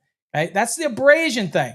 Okay, or it says or fitting is such that it affords equivalent protection. And now listen to this, folks. And remember that power of and? Didn't say or. And this is so important today. If you learned anything today, take away understanding how to read the code better when you're breaking things down. And because sometimes code like this is hard to read because there's actually multiple rules embedded in the paragraph. And somebody could submit a public input, for example, to break this out, to make it easier to understand. We do this all the time. Mike Holt does that a lot. He likes to submit those ones that break things out, but nobody submitted it for this, okay? And so, for example, that's the general rule. And it says, and in addition, an insulating bushing, ding, ding, ding, ding, ding, hello, redhead, or its equivalent protection shall be provided between the conductors and the armor. So it has to fit down between the armor and the conductors, where a insulated bushing does not do that. That's for abrasion. This says, and in addition, and again, they're not going to say red head, red hat, anti-short bushing. They're not going to say that, but that's what it is. It's an insulating bushing that goes down between the conductors and the armor. And it says it right there. You don't get that on MC. So if people want to use it on MC, that's fine. I don't have a problem with that. I ain't hating on that. Okay. But you're not required for MC, but it is specifically required here. And that is how it's also written in the UL standard. UL4 for AC cable mentions the use of these bushings. 330 and UL 1569 for MC cable does not mention anything about the bushing that goes between the armor and the conductors. It doesn't even make reference to it in 1569. Okay. So people that do it say it's extra precaution. That's fine. But realize the fittings for MC are made so it makes it irrelevant. But do you? I don't mind you doing it. It doesn't bother me. Now, the next question, people say, well, why do the manufacturers send them if they're not required? I want to tell you, here you go. If you've never heard me say this before, I'll tell you. The reason that manufacturers send them, and I know this for a fact, because we used to send a whole bag, and I got them to cut that down to 25. Now I got that down, or 35, and now I got them to cut it down to 0 with MC. Hopefully not sending any anti-short bushings except for feeder stuff, just because people still don't understand the difference. The big thing to remember with these is that manufacturers that do supply these for MC cable, it's because we're pretty sure that most of people out there, even inspectors, don't know the rule. And so they assume that they're required. And they don't want to take the time to listen to somebody like me explain it. So it's easier just to give them a bag of it and let them use it if they want. It's up to them. Now, when it comes to AC cable, we're required by the UL standard to give you those. So if you go buy your AC cable at Supply House and you get it and they don't give you a little bag of redheads or the top hats or whatever you want to call them, then you need to ask for it because it gets shipped with every coil. Okay, every 250-foot coil requires a minimum of 35 anti-short bushings with it. So if they don't give it to you, maybe it fell off or fell off the reel, but you make sure you ask for it if it's AC cable, that type of thing. And if you get it with MC, it's just a bonus. Use it if you want. If you don't, you know. All right, anyway, so it goes on to say, the connector or clamp by which the AC cable is fastened to the box or cabinet shall be such design that the insulating bushing or its equivalent will be visible for inspection. So that's why you got those little holes that are typically in the AC connectors so that you can see the red through it or the color through it. It doesn't have to be red. It could be any other color you want. Most people do red. I think there's only one manufacturer that actually makes these little things anymore, because I know that we had a hard time finding them at Encore, and we use a massive amount because we make a lot of AC cable. And we used to give them with the MC cable just as a courtesy. We ran through a lot of these things, and they were hard to get, especially during COVID. It was hard to get these little things, and it's not like they're produced by a bunch of people. So anyway, but they got to be able to visually see it, okay, when it's dealing with AC cable. Now, it says where change is made from AC to other cable or raceway methods, a box fitting or conduit body shall be installed at junction points as required in 300.15. Okay. So changes, transitions, listed fittings for transition, all that kind of stuff required to be listed for the application, obviously for use in an AC cable. And if it's transitioning, for example, anytime you have a transition from one cable assembly to another, or one wiring method to another, and you're using a proper transition fitting, the fitting is going to be rated for both types of wiring methods that it's for use with. Okay, so from EMT to MC, or from EMT to PVC, or whatever you're looking for. You're not trying to Frankenstein it and just take a bunch of rigid couplings and put some connectors in the end. No, you need a proper transition fitting. I get you. I get what people do. I get it. But the easiest way to transition could be just put a junction box in there. Okay, something like that. Or you could actually do a fitting with a conduit body, as long as that conduit body is allowed to be used, or the threading is allowed to be used with the different types of wiring methods you're working with, that type of thing. And I'm sure there's no picture, but there you go. There's a good old anti-short bushing. There you go. Okay. All right. Called a redhead by many people, yada, yada, yada. Okay, that type of thing. All right. Ampacities of AC cable. All right. Ampacities in accordance with 310.14. Obviously, it's subjected to adjustment and corrections like anything else, although we do have allowances for bundling, just like with MC cable that we have. For example, if you bundle them together and the metal clad bundle is together, then you do have some allowances, as long as you don't have over a certain number of conductors and things like that. You do have some allowances for AC cable, and that is under 310.15C1. We have some allowances for you to be able to do that and not have to do the adjustment for number of current carrying conductors due to bundling. But that is very unique to that. But when it comes to ampacity, it's pretty much the same concept as we get for everything, right? It says armor cables installed in are going to follow all the rules in 310.14. And of course, that's going to reference you to 310.15 for adjustment and corrective purposes. Just remember, you do have an allowance, okay, for MC and AC cable under 310.15C1. Now, that is for the number of current carrying conductors. We do not have the allowance for ambient temperature, okay? You still have to take into consideration ambient temperature, okay? There you go. There you go. Bad guy says they got some Dottie LB conduits, threaded entry, are only made for rigid. There you go. So wouldn't that be an adequate transition fitting? Absolutely. Thank you for bringing that up. All right, so thermal insulation now. Question everybody asks is, okay, what happens if I'm installing the AC cable in contact with thermal insulation? Okay, well, it says armor cables installed in thermal insulation shall, now, this is interesting versus, and I'm going to show you. Let's see here. Let me check real quick. Just to show you subtleness of code. Let me go real quick, look at 330. Hold on for a second. Oh, a good old Link's probably logged me out. It does this a lot. I don't know if all of you ever had that experience with Link. Yep, sure did. Logged Paul out of the whole thing. Hold on, bear with me. Okay. So if I go back and look at 330 real quick, and I want to look at, hold on here real quick. I just want to look at, let's see here, ampacity.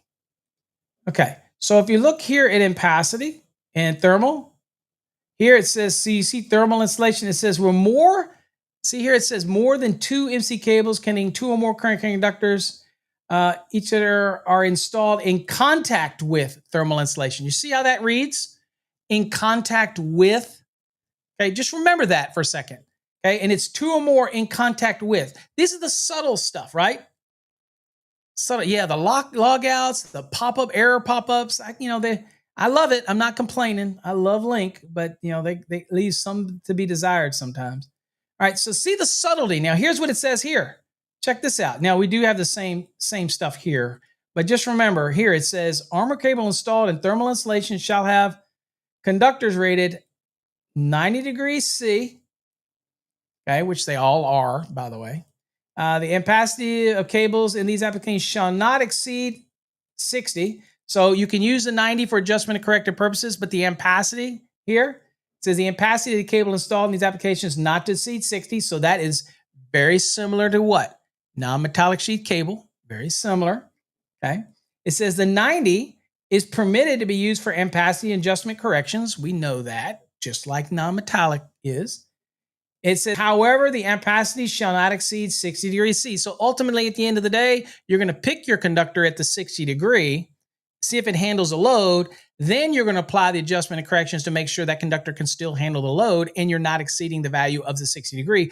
Plus, you're trying to make sure that after adjustment and corrections, you haven't have a conductor now whose ampacity goes below the value that's in the 60 degree column and thus below the amps that you need for your installation. Does that make sense? That's the most complicated thing in the National Electrical Code, I feel, is adjustment and corrections and people understanding what a conductor. And doesn't matter whether we read posts about people doing air conditioners, HVAC, and not understanding that you can have a 50 amp overcurrent device on a 12 gauge because the nameplate says it, or they don't understand adjustment and corrections. They don't understand conductor ampacities. We have those YouTube videos or those Facebook videos where people say, what's the current carrying ability of a stranded versus copper? And then they start talking about skin effect when I know they know absolutely nothing about skin effect. We're not talking about 400 hertz. We're not talking about 120 hertz. We're not talking about where skin effect becomes a problem. We're talking 60 hertz. It's negligible. When I see two conductors, whether it's stranded or copper, even though Chapter 9, Table 8 will say that there's more resistance in one than the other, it's negligible when it comes to current carrying capacity because the National Electrical Code clearly tells us how many amps I can put on a conductor. Why does an electrician want to act like a scientist and care about that shit when the reality is we're electricians? I know that a 12 can carry this amount of amps based on the NEC. A 10 can carry this. A 6 can carry this. A 14 can carry this. Yet they will post crap that gets messed up, but at the end of the day, they don't understand the common principles of adjustment and correction in conductors and ampacity and how it works with insulation, terminal limitations, 110.14c. Spend more time learning that than these funky posts that you see on social media asking you these open-ended questions that are just stupid. Just scroll over that garbage. Nobody cares. It's garbage. No electrician needs to care. The current that a conductor can carry is based on the NEC. That's it. You know what I'm saying? All right. Sorry, off the soapbox. Ooh, I'm back down. All right, so now it goes. So that's basically very similar to non-metallic sheath cable. So it's not brain surgery for you folks. And you can also remember that, again, the securing and supporting is very similar to non-metallic. So you can, the 4.5 feet, same with non-metallic. So kind of helps you remember those. Now, here it says, where two or more AC cables containing two or more current carrying conductors, okay, in each cable are installed in contact with thermal insulation. Okay. See how that is, how it chimes and similar to the MC we looked at. Okay. Okay. That we're dealing with it. It's very similar. The wording's the same. It's not going to make it difficult to understand that when you're dealing with AC and MC, this type of thing is very similar. Same kind of concept with non-metallic sheath cable. It says where you have two or more AC cables containing current carrying conductors. Okay. There's two where there's more than two. So three or more AC cables containing two or more. And remember, a black and white is two current carrying conductors. Okay. Establish that. Are installed in contact with thermal insulation, caulk, or sealing foam without maintaining spacing between cables. Okay. It says the ampacity of each conductor shall be adjusted in accordance with 310.15c1. Okay. All right. Now, what happens is this is directing you to 310.15c1. When you get to 310.15c1, you have rules there that go into more detail when it talks about maintaining spacing. It talks about where it's not maintaining spacing more than 24 inches. All this. You've got those rules you have to follow, right? Now, they don't really have this is really not a good commentary here for this one. But what I did think, and I can't, I'm trying to show. Let me see if I've got a picture here. Oh, bear with me. Might have it. I might. I don't know that I have it. I don't think that I have it queued up. No, I don't have it queued up. Okay, we'll just talk about it. So we'll go look at it. So if I click here on 310.15c1, right, it talks about the adjustment and corrections, right? But you'll notice something. See this right here? It says the ampacity of each conductor shall be reduced as shown in table 310.15c1, where the number of current carrying conductors in a raceway or cable exceed 3, okay? Or where single conductors or multi-conductor cables not installed in a raceway, okay? So multi-conductor cables like an NM cable, tray cable, all those are multi-conductor cables and they're typically not installed in a raceway, are installed without maintaining spacing for a continuous length longer than 24 inches. So if it's 25 inches and you bundle them together, then you're going to have to do an adjustment, okay? That's what the general rule says, okay? So now, but where that kind of deviates is if you go down a little bit and you'll see right here,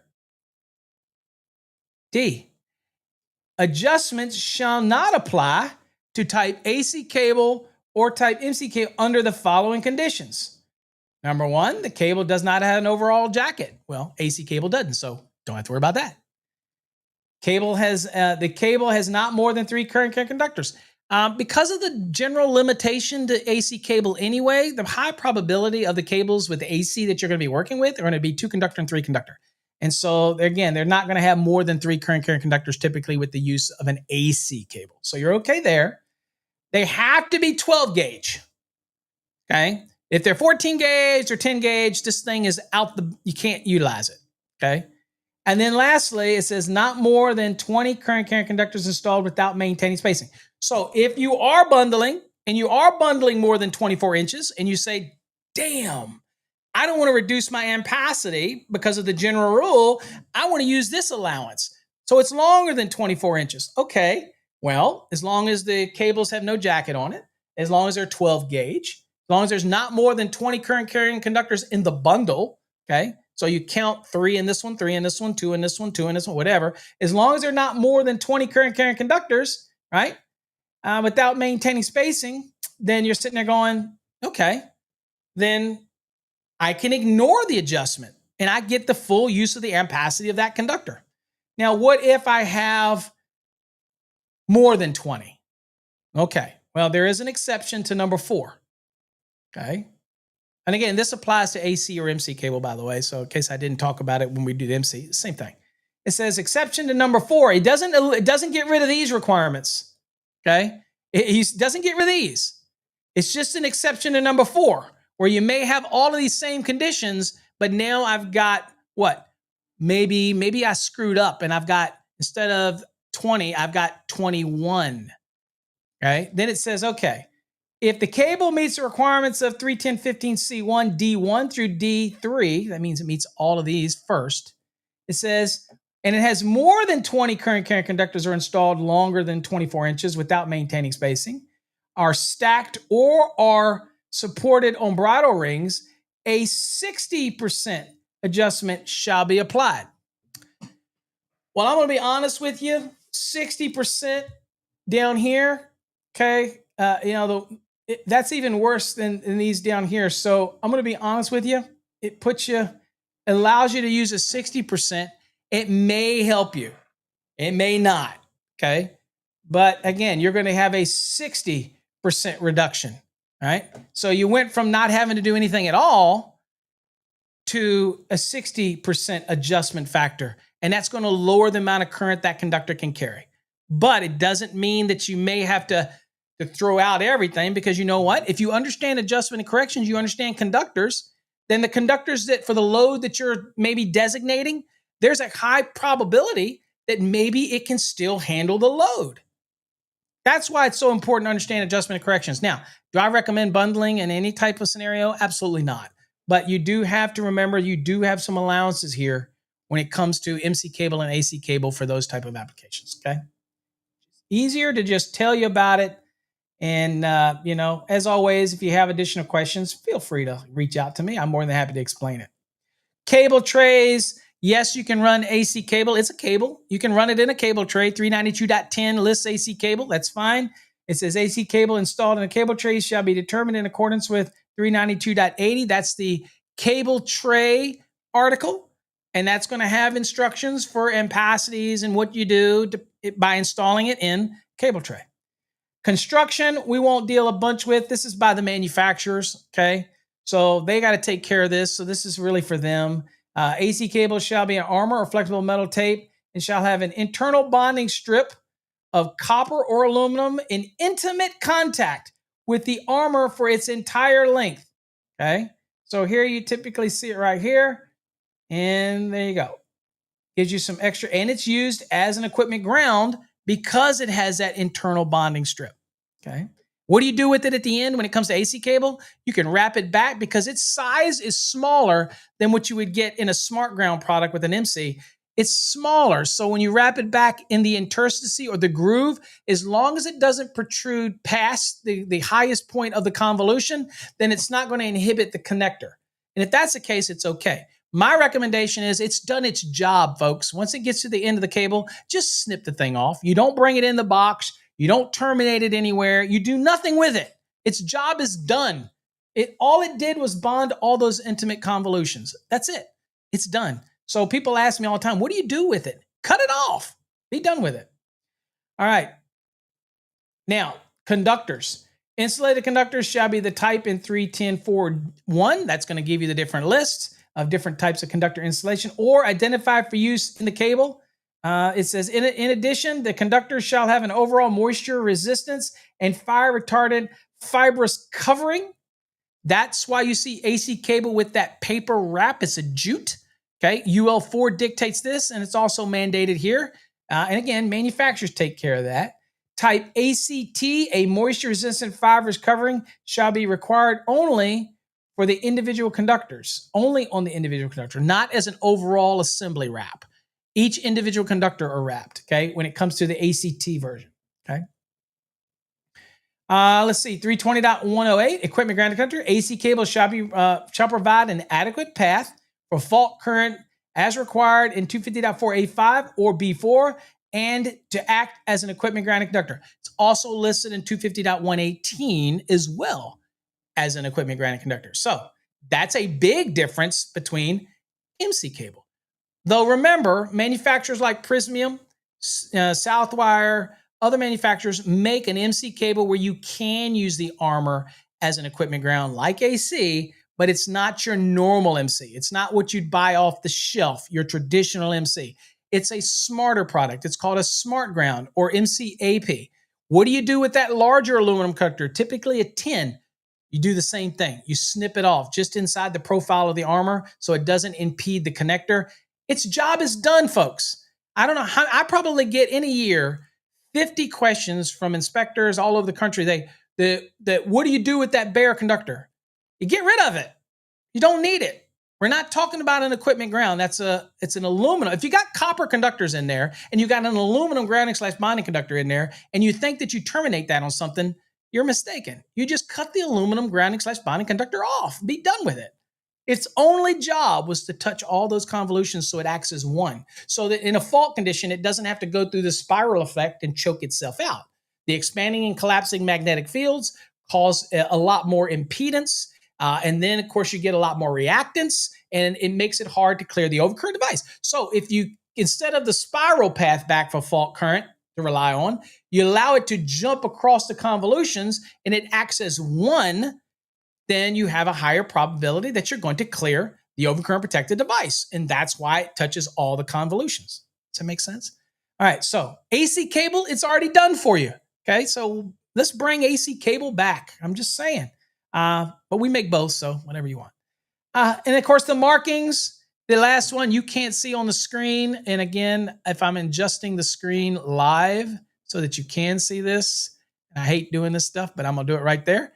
There's your markings, 320.120 says, cable shall be marked in accordance with 310.8, except type AC cable shall have ready identification of the manufacturer by distinct external markings on the cable armor throughout its length, stamped in the armor. There's many ways that we mark cable assemblies, non-metallic products, we emboss it. Some of the metal products, we stamp it. MC cable, it's typically on the box. If we PVC jacket MC cable, we'll print it on the markings on top of the actual PVC material. Many ways that we can mark things. 310.8 gives you all of the different ways the manufacturer has to mark something. What's up, Angel? Better late than never, my friend. All right. So that is pretty much, folks, in a nutshell, AC cable. It's a UL4. It's been around a long time. It is, I'm not going to say, people say, which is better, AC or MC cable? When it comes to an installation like 14 gauge, 12 gauge, AC cable, the fact that I don't have to make all of those, that I can use the armor as an equipment ground. If I take it to a listed fitting, to a metal box, I don't have to do something extra. I don't have to have jumpers. It's all bonded together through the armor. It's listed in 250-118 as an equipment grounding conductor. It saves a lot of labor, a lot of time, all those type of things. And I'm like, hey, it makes it good. Whereas MC cable, I got a separate equipment grounding conductor in there. Then I got to take it and bond the box. I got to make all these connections up. Labor. That's why we make a smart ground product, which mimics AC cable, but it's MC cable. And the reason for that is there are a lot of specs out there who will say MC cable. And that doesn't mean you can use AC cable just because it says MC cable. And I'm not going to tell you how many times I've gotten in an argument with an engineer who, by accident, the contractor installed AC cable and the engineer says, no, I spec'd MC cable. And you try to argue with them and say, you know that in that size, AC cable's okay. It works great. They're like, no, it must be MC cable. And then they make the guy rip it all out. And I'm sitting there going, come on, bruh. Let's work together here. Yes, he didn't follow it, but can't you give him a change order, a change variance, allow him, because it works the exact same way. If, okay, somebody made a mistake by selecting it, but it's exactly the same product. It's listed, it works fine.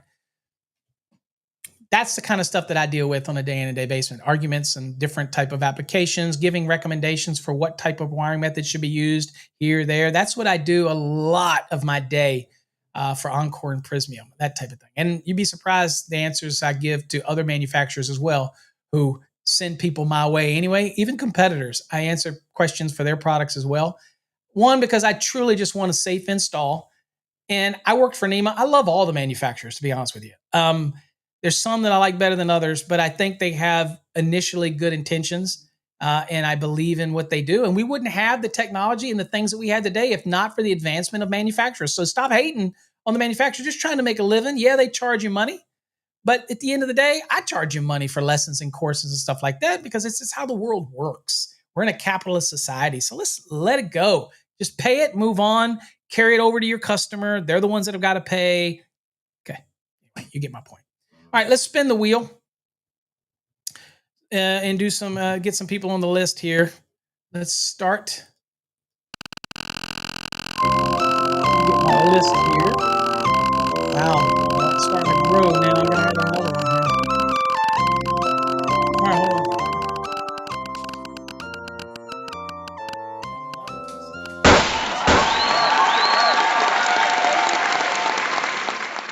David, I didn't see you in the room. David, did I holler out at you? I'm sorry if I didn't holler at you. Welcome to the stream. I try to catch everybody. What's up, David? So, David, you are in the drawing for a VD card. Congratulations. Hopefully you win that. See what we got here. Let's get rolling.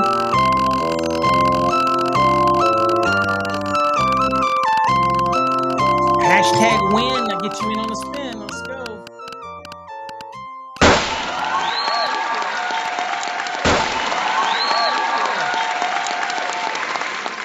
Justin R is got the Fast Tracks tube. Justin is the fastest growing video platform for electricians out there. We get people signing up every day. We have interactive content. We have videos. You can post. We have blogs. We have everything over there.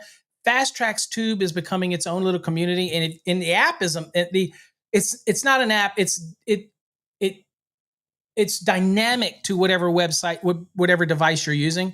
It's got so many freaking features. Play with it. Okay. You got a profile, you can create your own. Anyway, all you do is go to fasttrackstube.com. You click the link that says member plans or membership programs or membership plans. Click it and choose the free one. Do a username, fill out everything, and then email us at any of our website, any email address we have, info@electricalcodeacademy, support at fasttracksystem.com. You can even go to paulabernathy.com and fill out the form and say, hey, I need you to upgrade me to the Fast Tracks tube. Or you could use winner, the email address winner, WINNER at fasttracksystem.com if you want. And let us know once you sign up for your free account, and then we will elevate you to an annual. You'll get 12 months of access to it. That type of thing. All right, let's spin again. And of course, if you don't want it, that's okay too.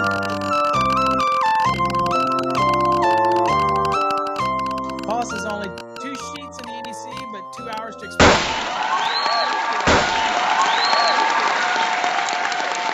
Are you being nasty, Paul? Are you being nasty? Are you being one of those ones that say to me, Paul, you're too long-winded? All right, well, you know what you're saying. That means I'm going to have to just, not be as detailed. Okay. All right. Paul caused it up for all of you. Paul's the problem. He says that I'm too long-winded and that I could have explained this in 10 minutes. Yep, he's probably right. Okay, Paul, you're ruining it for everybody. I'm just saying. All right, I won't drag things out and try to go into little stories and details because you ruined it for everybody, Paul. All right, Christopher, gotcha. You're in the drawing for the slate. Okay, those are neat little slates. I took my brother one yesterday. All right, let's spin it again.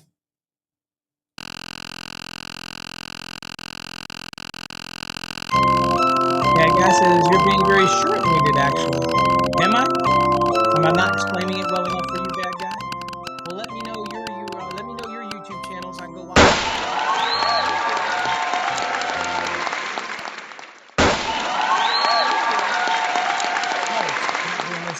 All right, we gotta do this again. I know you're teasing, Paul. Told y'all, you gotta relax. I'll pick on you. Don't mean anything by it. Just picking. Just playing. All right, let's see here. Jonathan. All right, Jonathan. You have at least you have the flashcards, 2023 flashcards. I don't know if you already have that, Jonathan, but if you don't, I do know your profile. Send me the email winner@fasttracksystem.com. Let me know, and we will add that to your profile, your flashcards, if you want the flashcards. Okay. All right, let's do Article 250 tomorrow. Look, yeah. What's that? The old saying? What's the old saying? If it took me 2 hours to explain something as simple as AC cable, then y'all would have to be here for a freaking week or more if I did all of Article 250 because I am long-winded and I know this. I don't need any comments on YouTube, on TikTok, Facebook. You're too long-winded. I could never sit and watch you for 2 hours. Do me a favor. Don't do me any favors. I don't do this stuff because I give a shit about how long I do it. I do this stuff because I think people learn it. You know what I'm saying? So at the end of the day, I know people can explain these and could have gone through that in 10 minutes, 20 minutes, 30 minutes. And I could have, okay? I could have done that. But I like to elaborate, tell stories, talk about it, get your day going. Yes, it's longer, but you know what? It's just how I am. Okay. Yeah. All right. All right, folks. Till next time, stay safe. God bless. And join us tomorrow, which I'll try to be briefer, as they say. I'll try to be more, I will try to be speak in brevity. How about that? Take care, everybody. God bless.